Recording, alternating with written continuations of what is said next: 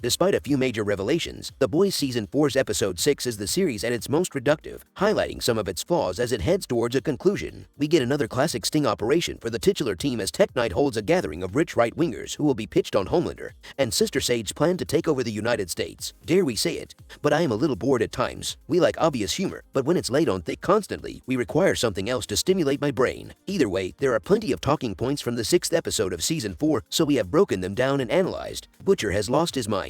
Plenty of theories have been circulating online regarding Butcher's state of mind. We knew he was hallucinating his deceased wife, Becca, who is likely representing the angel on his shoulder, but Dirty Business confirms he has a devil on his other shoulder, too. That devil is Joe Kessler, and he's been influencing Butcher to kidnap Samir so the virus can be made. Butcher is hallucinating Becca and Joe, which was the main twist at the end of Episode 6. Butcher needs the boys more than the boys need him. If he's losing his mind, he's a danger to himself and others. He's a stubborn character, so the story reaches a junction where he becomes unpredictable. Samir confirms worst-case scenario for replicating the virus. After Samir was kidnapped and had his leg chopped off in Season 4, Episode 5, Butcher was desperate to coerce the scientist into recreating the virus. The objective is to kill Homelander so that Ryan does not become the next narcissistic, PR superhero villain. The consensus is that the world would be ruined if Ryan became anything like Homelander. However, Samir provides a depressing outlook for the virus, even if he could recreate it. He tells Butcher that after tests, the virus would be unstable and airborne, making it highly contagious. The result would be super lethal, killing every soup on Earth. Butcher would risk killing those close to him, not just Homelander. Butcher is in a vulnerable position. The temptation to do the greater good will be at the forefront of his mind, but that would mean the risk of losing Ryan. Homelander wants a political coup,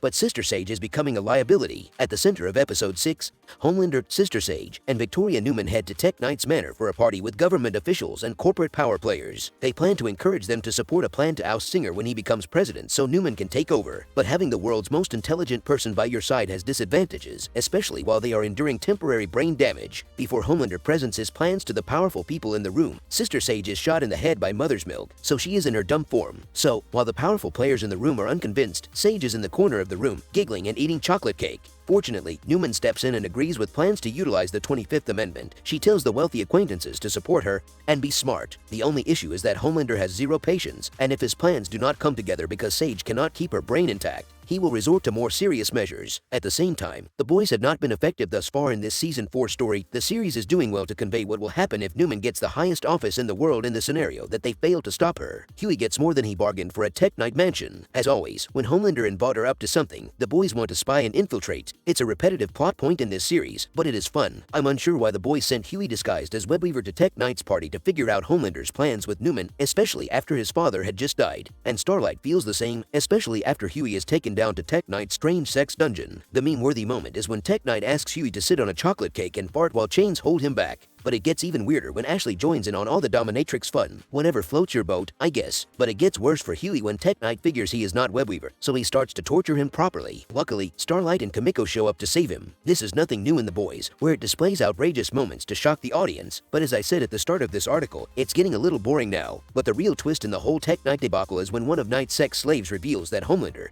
and Sage want to use his prisons as camps throughout America. This poses a real danger for America if Homelander is ever in charge and liaison with Victoria Newman.